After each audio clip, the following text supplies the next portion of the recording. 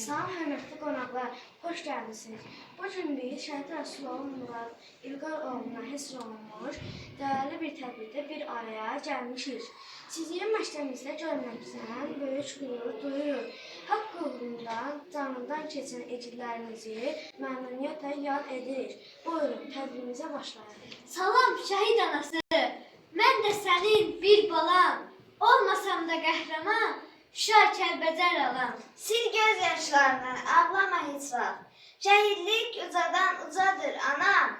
Toyum üçün aldığın o tərxinanı, qoyaq səslərinə, elə gəl anam. Gileylənmə taleyindən, kədəri at ürəyindən, yaş silinsin gözlərindən, ağlama şəhid anası.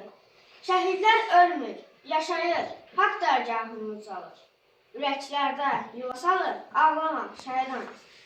Demək ki, bu nə yazıdır? Ağlama şəhid anası. Oğlundan Allah razıdır.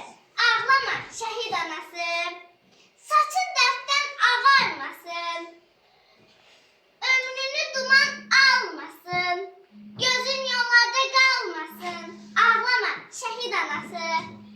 Salam şəhid atası. Sən necə qürurlusan?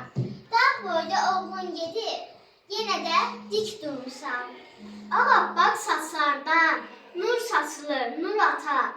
Hər zaman qürurlu, həmişə dik dur ata. Evet.